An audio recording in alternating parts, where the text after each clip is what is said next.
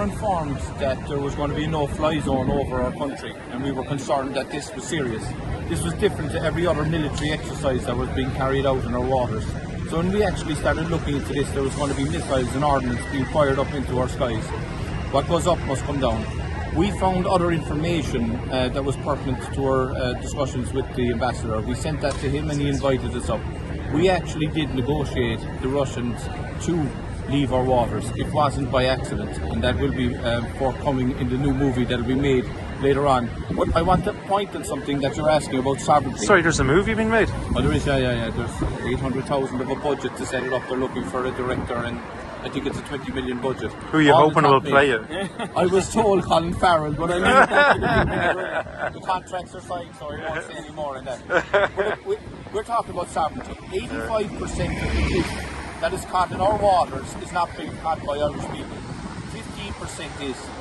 We are seeing the decimation of our fishing fleet. We had 400 vessels in our fleet just in 2004. We're down now to 140. Our sovereign right to catch our own fish, our own resources and our own waters has been taken away from us.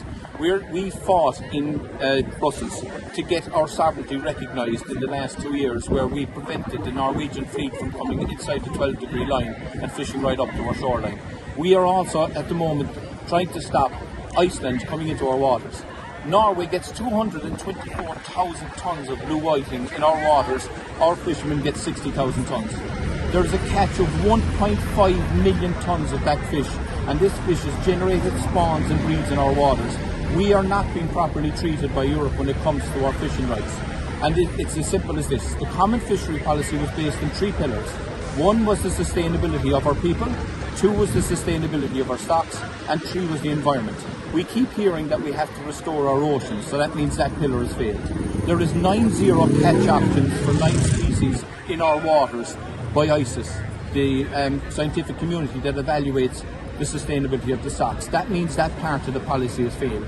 And definitely every person in this country knows how badly treated for the last 50 years our people were under the common fishery policy. It's about time that we went over to Brussels and fought for our genuine rights under the common fishery policy. Brexit showed that the laws of the United Nations Laws of the Sea is not being afforded to the Irish people. That enshrines the people closest to the resource gets first access to that resource. That was proven when the EU acknowledged that the UK could get back all their fishing rights. But what did they do? They took those fishing rights from the Irish people to give it to the UK.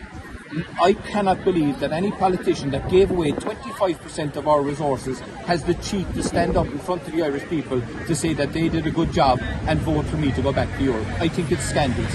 The reason why I'm standing with Heather Tobin and his party and our party is I believe in their ideals. And it's very simple. We believe in social justice for our country and for the people that live here. We believe in unity and we believe in protecting the right to life. It's 3 very key, simple messages to give out to people.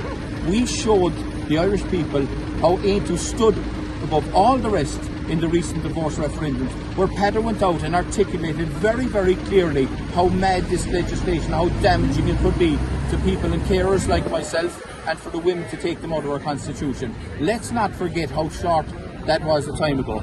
If people want to change in our country, then they see a party like all these people that come from all walks of life in our society, ordinary people, not career politicians that are willing to stand up for their communities.